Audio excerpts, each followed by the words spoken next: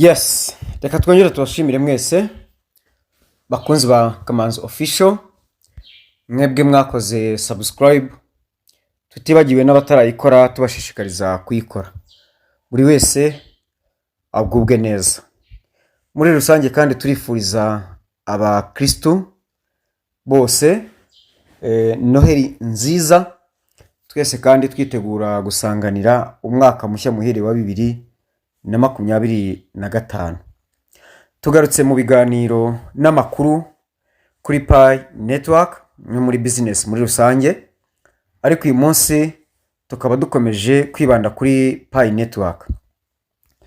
Tuributsa abantu yuko Pi Network ari ikoranabuhanga rigezweho ryifashisha cyangwa se rikoresha artificial intelligence cyangwa se ubwenge buhangano, rikaba ari ryo rigezweho ku isi yose, kandi Pi Network ikaba ikoresha ikoranabuhanga ryo mu rwego rwa web 03 web 3.0.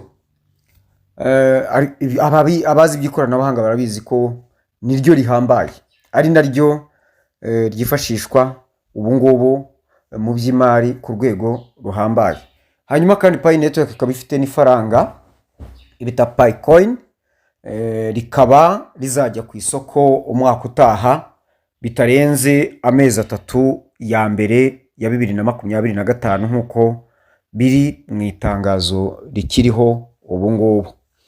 Hanyuma kandi rikaba riteganijwe ko rizajya ku isoko rivunja amadolari, ubwo ni ifaranga rimwe rya Pi, 314,159. Ibyo bikaba bidashidikanywaho kuko byemejwe muri systeme za Pi nkuko twabibonye mu minsi yashize, n'uwajyamo yabibona mu kwezi kwa gatanu byabaye confirmed. Ndibuka ko uwitwa Kosasihe yanditse, haraho twasanze yaranditse agira ati ndabona iki giciro cyaba cyiza cyafasha Pi kugera ku ntego zayo zo kuba stable coin. Ejo hari umuvandimwe twaganiraga ambwira yuko hari umuntu ufite ujya ubaha amakuru wegereye Core Team cyangwa se abanyamuryango ba Core Team yuko Pi ishobora kuzagera no ku giciro kiri hejuru ya kiriya, ariko ibyo byose tubiteza amaso ku gihe cya Open Mainnet launch. Kandi buriya reka mbabwire, hari ubundi Core Team igizwe n'ibice bibiri, hari board hakaba na Core Team members. Core Team members bivugwa ko bashobora kuba bagera ku bantu cyangwa banarengaho 20, ariko board igizwe n'abantu batatu, aribo Dr. Nicholas Kokalis, hakaba Dr. Cheng Diaofan, hakaba ndetse n'uwo bita Nihens, uriya mwirabura babana muri Core Team, mujya mubibona kenshi ni muri board. Kenshi Core Team abafite amakuru ya nyayo ni abantu batatu, ni bari abantu batatu. Ubwo rero niba abo baba hafi yabo, niba baba hafi yabo ngabo simbizi, gusa nyine ntago twapfobya amakuru baba bafite. Burya buri kimwe cyose kiba gifite impamvu yacyo kandi gifite aho gikomoka, ariko duhamya ibyaturutse muri byagaragaye mu matangazo ku mbuga nkoranyambaga twahawe, n'ibyo abapioneer tugomba kugenderaho cyangwa se kwemera tukanakomozaho mu byo tuba tuvuga. Uyu mwanya rero ntago ari cyo nari mbazaniye, ahubwo mbazaniye ingingo zigera kuri enye. Nabasuhuzaga mbifuriza n'umunsi mukuru w'ivuka rya Yezu ku bakristo, ku bamwemera, bagubwe neza. Ariko nanone ingingo tujye kugarukaho ni 3, ngira ngo abarizo nenye, ngira ngo abarizo tugarukaho rwose tudatinze. Ingingo ya mbere tujye kuganiraho ni kijyanye n'amahugurwa, ndetse ya kabiri ni ubufasha tubaha kuri Pi Network, hanyuma cyangwa se service. Icya gatatu ni Pi Coins migrations, hanyuma kandi tugasoreza kuri Pi updates cyangwa se amakuru agezweho ya Pi.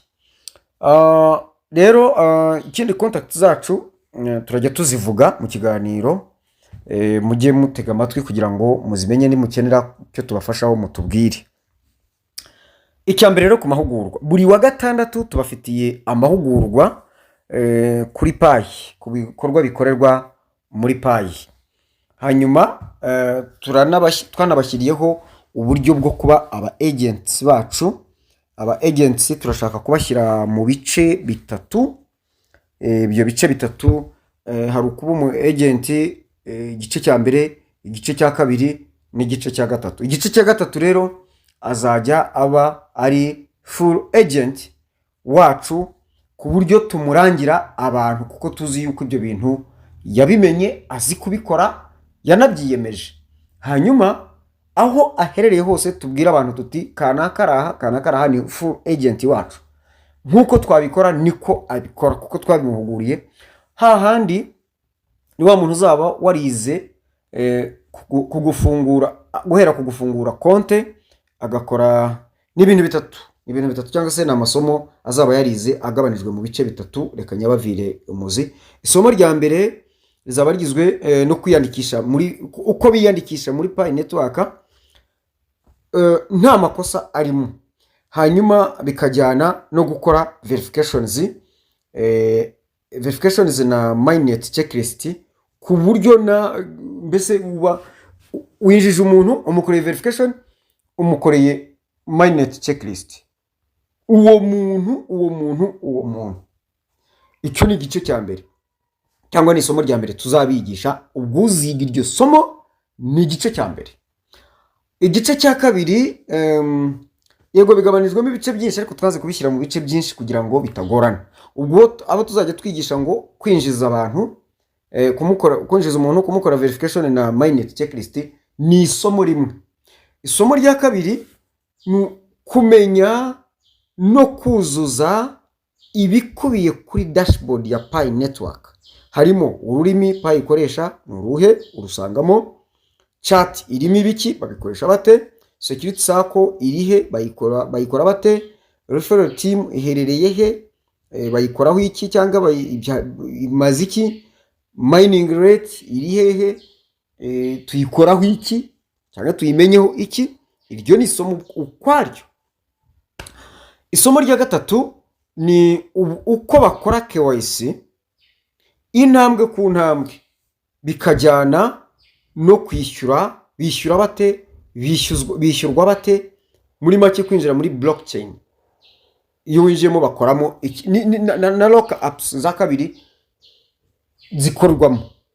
Ubwo uwo muntu wize ibyo bintu byose akaba ari full agent, ari umufatanyabikorwa wacu, wabikora nkaho natwe twaba duhari.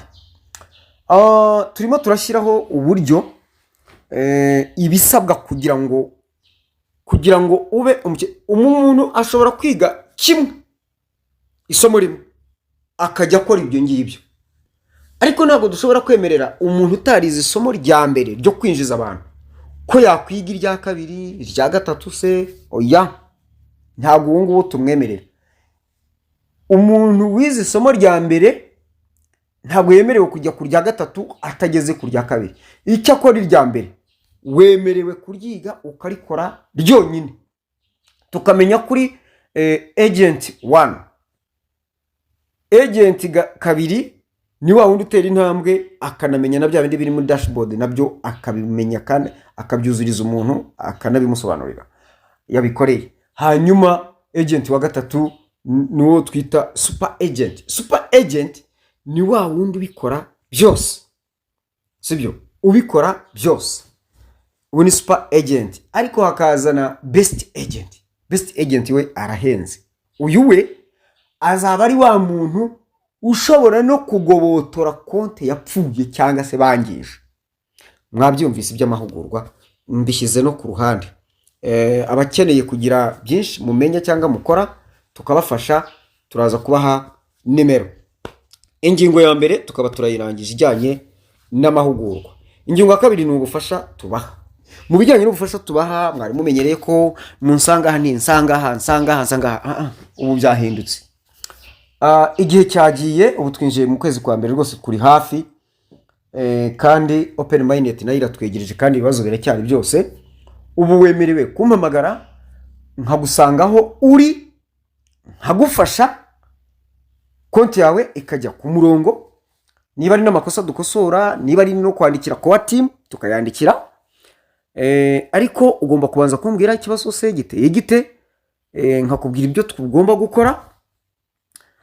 Hari nabo bidasaba yuko baza cyangwa ngo ngeyo, ahubwo nkamubwira nti wowe bikora utya n'utya n'utya. Ubwo rero ibyo byose tubyumvikanaho, ndabaha nimero yanjye tubafashe. Muri make ubwo twemeye kubasanga kuri tere ariko tukabafasha.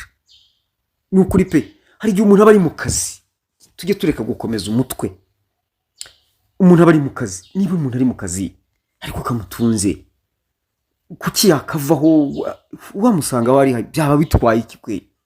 Ndumva ntacyo byaba bitwaye, kuko aribyo niyemeje. Navuze ngende ndashaka kubafasha ku buryo nibura abanyarwanda twahushije Bitcoin yaraducitse, none na Pi network nayo ducike. Ntabwo ari byo. Jewe ndi hano, icyo niyangaje, icyo niyemeje kubafasha uko byagenda kose. You just call me and we're gonna discuss, tuvugane, twumvikane niki tubikore dute. Hari n'ibintu bitari ngombwa yuko biguhagurutsa nguze aho. Ari umuntu yahamagaye undi nijoro, arangije amubwira ngo urinde wowe umpamagariza isaha. Telefone irafunguye my friend, gisingira isaha bampamagaraho niyo batampamagariraho. You have to call me in time. Igihe cyose wampamagara ukambwira ikibazo cyawe, ntajye nkumva icyo nagufasha. No mu bitotsi mvamo. Yes, niba telefone idafunze, telefone yemerewe guhamagarwa. Kwandikira kuri WhatsApp ho byananiye, mu mbabarire. WhatsApp byananiye, yego ujye unyandikiraho nimbibona gusubiza, ariko ninagusubiza ntumenya ko nakwirengagije. Ni nyinshi zarananiye. Ariko inyandike SMS isanzwe cyangwa ukampamagara, hari n'abadahamagara cyangwa se kuri voice call, ni WhatsApp call voice, ni call voice hariya, ni voice call, ni what like that. Turavugana audio call ngira ngo icyo cyari cy'ubufasha, nacyo nakirangije. Ntari ibintu birebire biriho. Icya gatatu ni Pi coins migrations.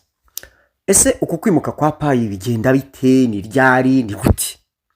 Ubundi mu mabwiriza biteganijwe ko ukimara gusetinga step ya 6, hanyuma kandi ugapasinga KYC 8 bakawuvivura, kandi ni ya 6 urayikoze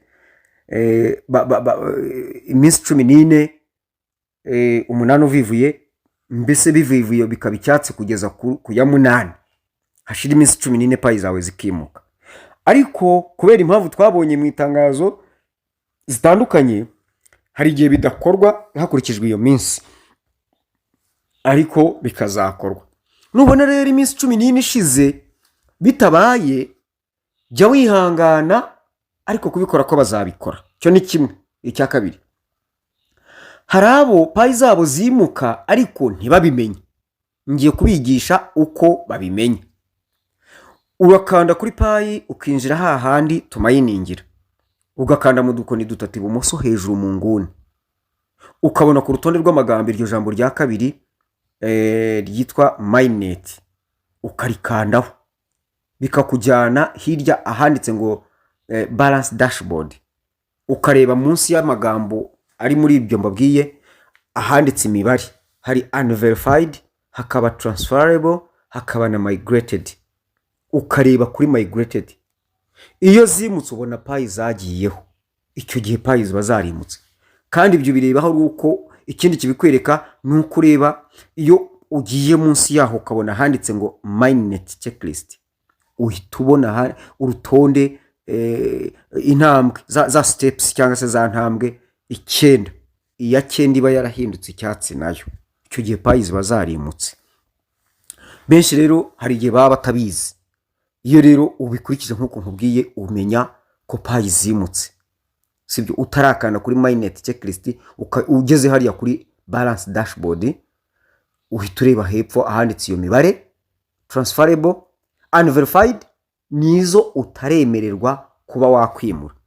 Kuri transferable, ibyo byose twarabivuze mu kiganiro mu bihe byashize. Erega bu nta kintu na kimwe hano tutavuze, cyangwa ngewe ntacyo ntavuze. Narabivuze pe, ariko ikibazo ntago abantu bajya bakurikira. Nuje ntago akurikira ngo areba ati iki baba barakivuzeho. ibiganiro byacu bigira nimero, ukavuga uti ni nimero iyo nimero ukayifata mu mutwe, uti ku kijyanye na migration dore bakivuze kuri iyi nimero, ukajya unagisangiza abagenzi bawe kugira ngo nabo bakimenye. Hanyuma rero kuri transferable ni za zindi ziteguye kwimuka, naho migrated ni za zindi zamaze kwimuka.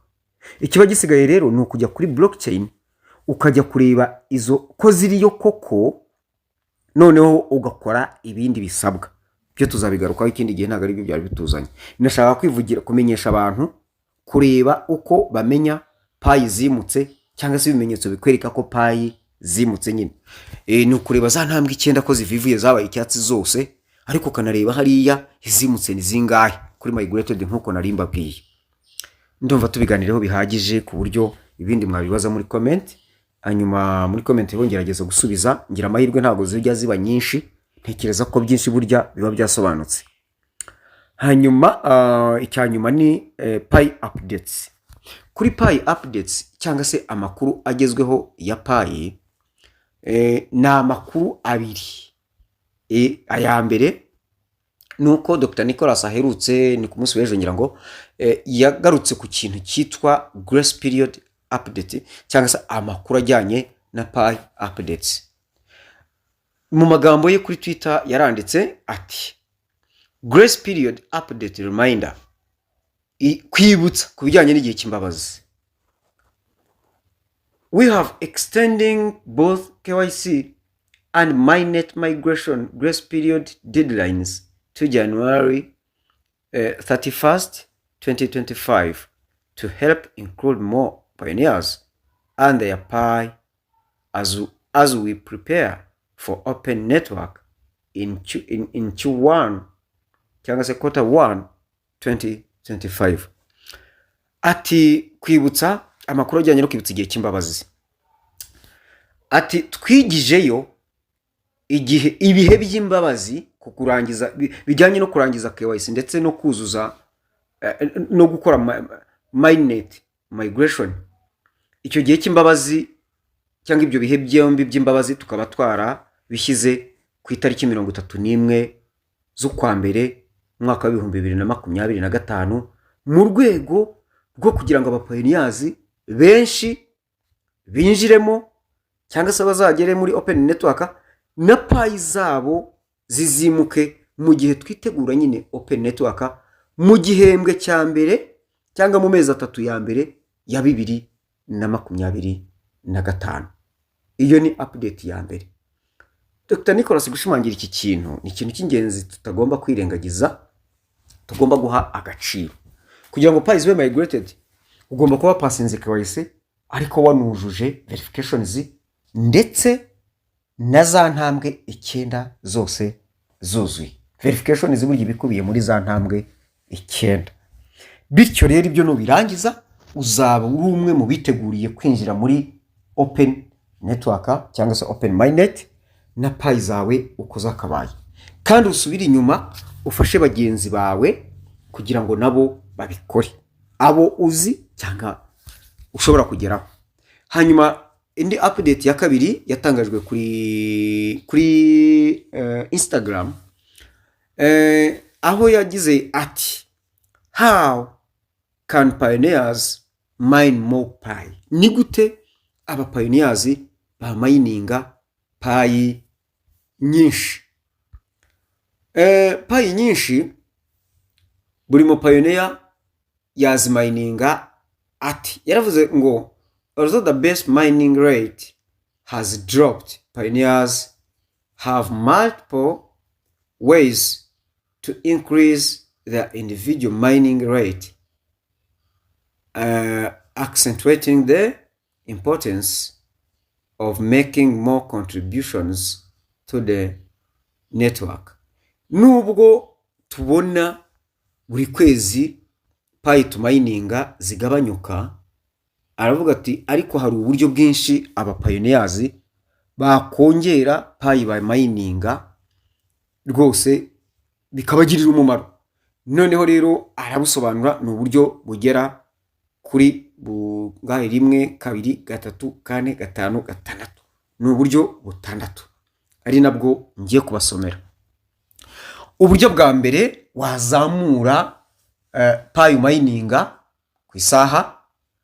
It's to completing your security circle to maximize security circle rewards. Kuzamura security circle yawe ni ukubikora uti, ni ukongeramwo abantu muri security circle. Ibyo nabyo twabikozeho ikiganiro ku buryo rwose mwajya kuri Kamanzi official mugashakamo video igaragaza security circle. Ndaza kuyibarebera mu biganiro bitawe nazayibabwire, mbabwire nti uko bazamura security circle. Iki kiganiro cyagufasha. Hari ibyo dusubiramo ugasanga muri comments barimo barantuka baranshitinga ngo nabisubiyemo nabuze icyo nkora, ariko ngiye kwivugurura byajyaga bimbabaza, ugasanga nanjye ndabashitinga ndabatuka, bamwe nkanabavuga amazina hano nkomperutse kuvuga, ariko namabura kindi, ariko ntabwo nzongera ibyo kubikora. Nzajya ahubwo nkora icyo ngomba gukora, ariko rimwe na rimwe tunabivuga kugira ngo tubace intege by the way, kuko niba umuntu adasoma kandi yitwa umu-influencer akinfluencinga abantu cyangwa se agatwara imitima y'abantu ariko ku binyoma gusa akabatwara ku iringi y'ibinyoma, hari igihe biba ngombwa yuko tumuvuga kugira ngo abantu banakanguke banamenye yuko ari ukuri. Ibyo turabikora kuko niba atatinye kubeshya abantu ku mugaragaro akanagerekaho kubeshyira ku watimu yuko ibyo avuga yabikuye kuri ku watimu, ntabwo natwe twatinya kumuvuga kuko aba yaharabitse ku watimu. Kuko niba haye abantu ibinyoma ariko akabitwirira ku watimu, twe biratubabaza, bituma abantu babona ko ku watimu, kandi iyo tuje tukabivuguruza tukavuga ibinyuranye nabyo tuba duteye abantu urujijo, ariko tuba tunagaragaje ko ku watimu nayo ishobora kuba ari inyamanyanga kuko yahaye wa muntu ibinyoma, kandi twe tukaza tukabivuguruza bakabona yuko ku watimu ishobora kuba yivuguruza. Tuvuga dutyo rero kugira ngo bamenye uwo muntu yuko abeshya, ariko banamenye n'uwo ari we. Niba namukurikira bajye banamenya yuko bakurikira umuntu ari gice cya micaca, ari umuntu ubeshya, ari gihwahwanya, ari nshaka views. Kubishaka views si bibi, ariko ikibazo bishake mu buryo bwiza. None se buriya kumujura bashaka kurya, washima umujura ko ibyo kuko ashaka kurya, cyangwa wamugayira yuko yashatse kurya mu buryo butari bwo? Ni muri ubwo buryo tuba tubikora, kandi ibyo nubikora uhishira umujura, ahubwo iyo bibaye ngombwa uranamugaragaza kugira ngo atazongera. That's why niyo mpamvu tugera no ku rwego rwo kuvuga amazina yabo kugira ngo banabamenye. But by now we stopped to say their names.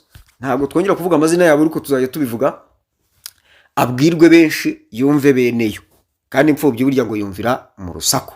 Ubwo ni mu rwego rwo gukomeza kumubahiriza agateka ke no kumuhesha umutekano, kuko buriya tumuvuze tuba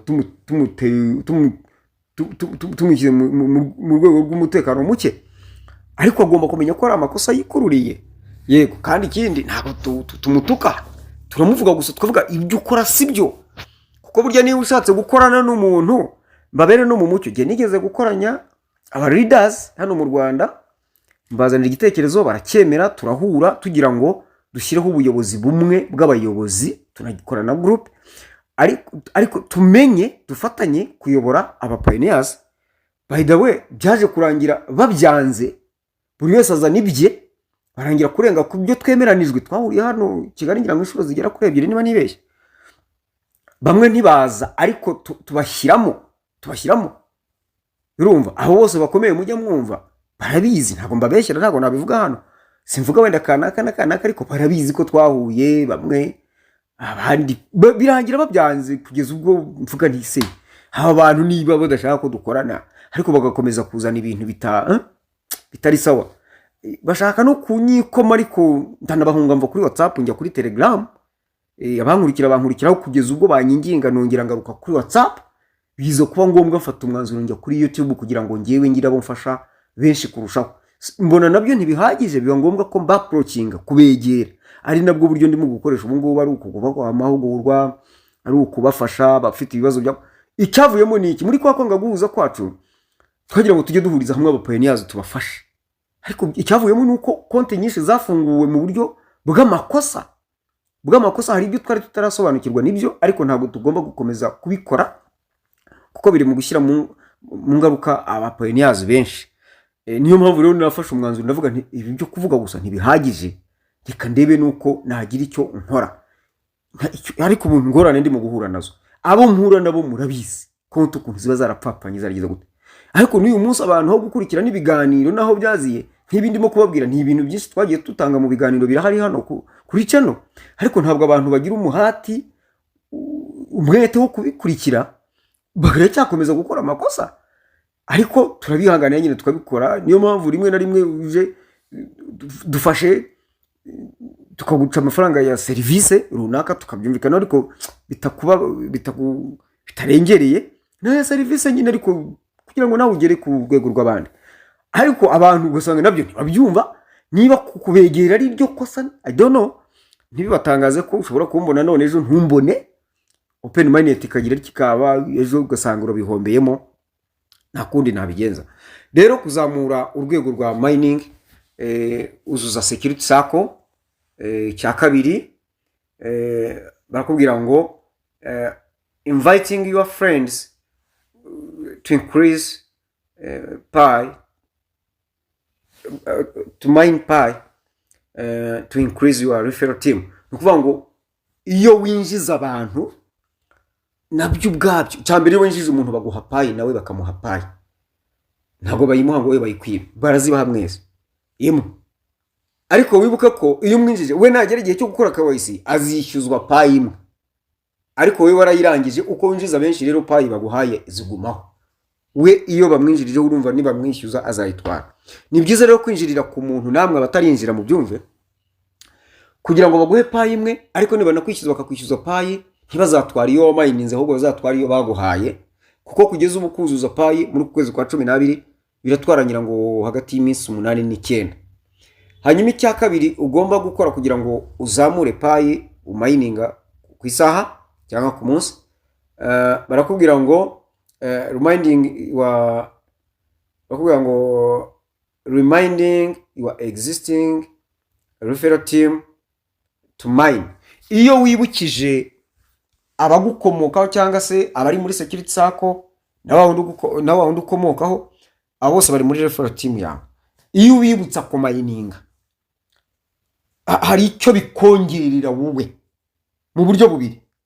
Kubibutsa ubwabyo birahemberwa, bitangirwa gahimbaza musya, ariko no kuba bamayininze ni ikindi, nabyo birakomeza kuzamurira pi zibakomokaho iyo bamayininze. Ndashimira cyane abajya banyibutsa, n'abantu cyane n'abantu babiri. Abantu nk'aba ndabishimira, kandi ntabwo bizagarukiraho gusa. Umuntu bita Valence Mukurarinda, ntabwo nzi ko nkoze nabi kuvuga izina ryawe, n'umuntu bita Hirwa John Peter Kimihurura, n'abantu b'inkoramutima nabonye. Reka menyeshe Valence ko yabonye muri umuntu nawe w'inkoramutima ukomeye cyane. Bantu babiri, Valence niyo atagusubiza akakubwira ati keep mining my friend. Ariko nongera nshimira umuntu bita upline wanjye, n'umwe mu bantu iteka batahwemye kunyibutsa ko mining. Upline wanjye abo babaye batatu, namwe bagirwa niwe uri ku ruhembe rw'imbere. Hanyuma rero icya gatatu ugomba gukora ngo pi zawe zizamuke, ni icya gatatu. Ni icya kane, ni barakubwira ngo setting and committing to a lockup configuration or increase your current lockup commitment. Umuntu utarakora lockup arashishikarizwa kuyikora, ariko n'umuntu wayikoze arashishikarizwa kuyongera. Ngiye kubibira ibanga. Niba uzi ko wamayininze pi, ndagusabye iki kintu cyiteho. Pi zawe zigiye kwimuka bwa mbere, zirokinge 100% kumara imyaka 3. Ngego ni inama nkugiriye nziza yunguka. Hanyuma pi zigiye zizimuka bwa kabiri, abe arizo uzarokingaho pi nkeya, inyinshi zisigarane kugira ngo uzabone icyo hahisha. Kandi hazakurikiraho n'izindi, ntabwo uzakora migration inshuro imwe gusa, n'inshuro nyinshi, bitewe n'uko ugenda winjiza abantu cyangwa se abari muri referral team bawe, za zindi zikiri muri unverified. nureba iziri muri unverified ni nyinshi cyane, iziri transferable zigiye kwimuka ni nkeya ugereranije, zirokinge 100% kumara imyaka 3. Noneho izi zazikurikira hahita hakurikiraho izindi, wenda ntuzaroke, uzarokingeho gake cyane kuko kurokinga byo ni ngombwa bikuzamura rewards, ariko ushobora kutarokinga bakazikurokinga 100%. Wowe rero zirokingeho gakeya uzabona zikoresha, ariko zazindi za mbere zikubita 100% kumara imyaka 3, uzaba wigirira neza. Icya gatanu kigomba kugufasha kuzamura Pi umining ku munsi, barakubwira ngo engaging with the apps on the Pi browser directory to increase app usage rewards. Ni ukuvuga ngo hari applications nyinshi ziri muri Pi browser muri umushinga wa Pi network, gerageza uzikoreshe izirimo gukora. Nuzikoresha nibwo uraba urimo kongera agahimbaza musiki baguha kubera ko wazikoresheje.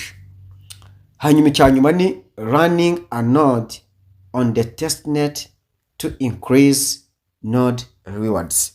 Ibi bya nodes ntabwo birakorwa, ariko tubikora ku buryo tutazi. Niryo somo nazindutse niga uyu munsi kuri tariki 25.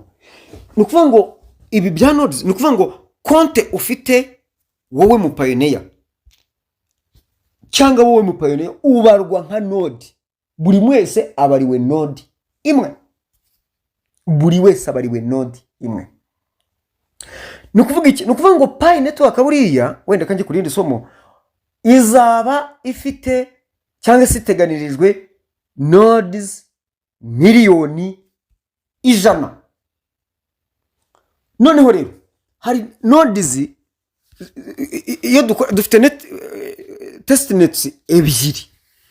Urabizi ko iyo ufunguye Pi browser ugafungura konte wallet, ugomba no kugenda ugakora ikintu bita testnet. Iyo ukoze testnet uba ugaragarije blockchain yuko ufite node. Noneho hari testnet ya kabiri, ariko kenshi zikorerwa kuri computer, ariko irakoreshwa iyo wayikoresheje iragaragara. Buriya nodes nizo zituma node yawe, niyo ituma node ya mbere niyo ituma tumining, node ya kabiri niyo ituma tumining tukagenda tukana accessinga blockchain.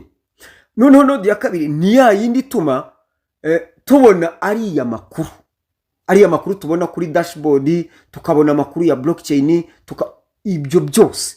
Mbese izo nodes zirafata, ntizisa ariko ziruzuzanya. Iryo ni rindi somo rikomeye cyane. Iyi Pi reka mbabwire, ibintu nzindutse niga muri iki gitondo ni ibintu bikomeye. Harimo n'amasomo mbonyemo ntari narigeze mbonamo n'umunsi n'umwe, kugeza no ku rwego rwo n'isomo by'imyitwarire, aho ushobora gukoresha amagambo runaka Pi network ikaguhana. Ari nayo mpamvu muzasanga hari muri Pi tujya kuri profiles, ahandi dushyira amafoto tugafollowingana. Harimo imbuga nkoranyambaga tugomba gukoresha. Izo mbuga nkoranyambaga zigengwa n'imyitwarire y'aba pioneers, cyo bita code of conduct, ku buryo umunsi abantu biyandikishijemo hahandi bagusaba kuba Pi influencer. Niba wariyandikishije kuba Pi influencer, ugomba kuzakurikiza, niho bita Pi community. Umuntu wese ubu ngubu turabivuga uko dushaka, tugatukana, tugashitingana, tugashihurana, ibyo ni ibyacu aha ngaha. Ariko niba uzi ko wiyandikishije kuba Pi community member, uzakurikiza ayo mategeko n'amabwiriza atugenga. Icyo gihe wowe tubanamo ushobora kunyataka nkakurega, nakurega bikakugiraho ingaruka, bamaze kubisuzuma bakakwihaniza, bakakuyobora, babona utaguri ntakoreka, bakaba bagira gute, baguhana. Ikindi, niba uri umuntu utangaza ibihuha, amakuru adafitiwe gihamya, cyangwa amakuru wataye ariko ugamije kuyobya abantu, mbese kwa kundi tuba tubikora by'akavuyo kugira ngo twibonere, uri umwe mu ugomba gutangaza amakuru ashingiye ku kuri kwatangajwe na core team cyangwa se ibinyamakuru bizwi bifatika nabyo bifite amakuru kuri core team, cyangwa se ari ibitekerezo byawe ariko bitanyuranye n'amategeko n'amabwiriza agenga Pi Network. Icyo gihe uba uri umu-influencer, ariko inyuranyije nabyo wa munyamuryango muri kumwe muri Pi community members wiyandikishije nawe kuba umu-influencer muri Pi core team, ndakurahiye uramutse umuvuzeho nabi cyangwa ukamugirira nabi yemerewe kuba yakurega bikakugiraho ingaruka.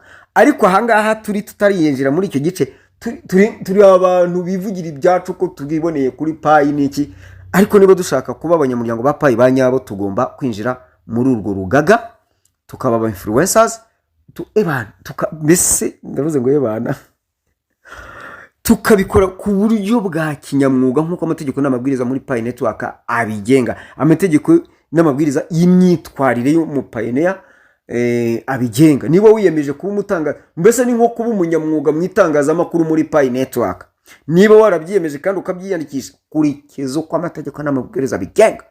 Iyo bitabaye bityo baraguhana. Ndakurahiye iryo somo nabyo nabyutse ndyiga, ariko Pi mbese irimo ibintu byinshi cyane ku buryo n'ubuzima busanzwe. Burya ntiwakwiga ibintu by'ubuzima byose ngo birangize, n'ibintu birebire. Rero Pi idushiye byinshi, mujye mukurikira Kamanzi Official.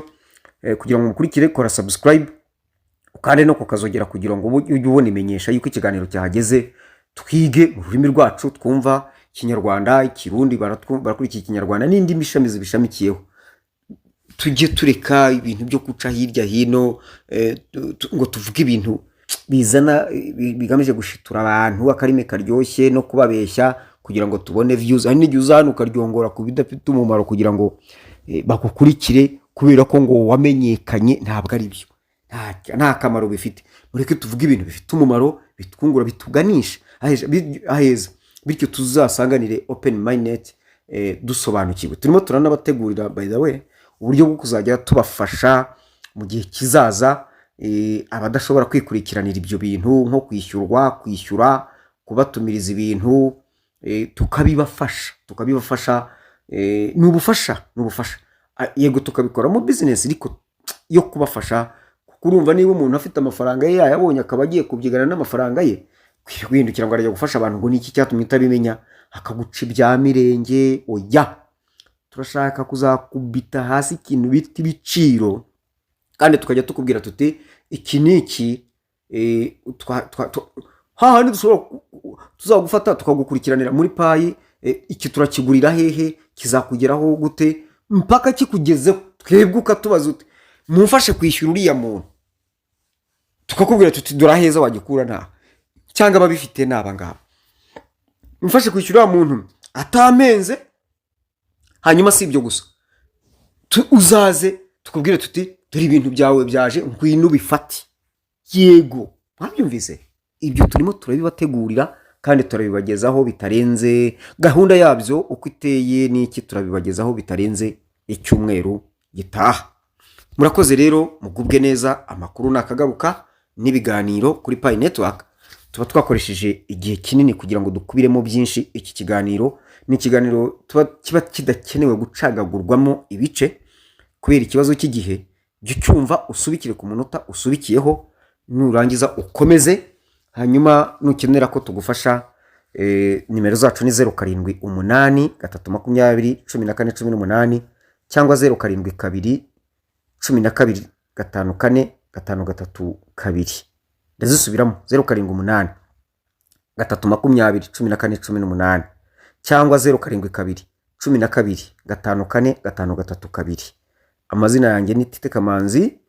Mu gihe kiza nyine nzaba mfite undi dukorana umunsi ku munsi, hanyuma mu buryo busobanutse turabategurira ibyiza ku neza ya twese nk'abapioneers muri Pi Network, kugira ngo tutazasigara natwe nk'abanyarwanda, nk'abantu bavunikiye Pi. Nshishikariza buri wese ufite ikibazo aduhamagare tumufashe, tuvugane uko twamufasha, maze dukomeze tugubwe neza. Mukomeze mwishimire Noheli nziza bayigezemo, mukomeze kwishimira gusanganira umwaka mushya muhire wa 2025. nsuhuje mwese n'imiryango yanyu mukurikira Kamanzi Official. Nukuri turabakunda ko mwakoze subscribe, tubakunda ko mudukurikira mutarayikoze, tubakundira ko mutwandikira mukatwungura inama. Ibiganiro tuba twabikuye muri mwe no kuri kwa team. Mugubwe neza rero.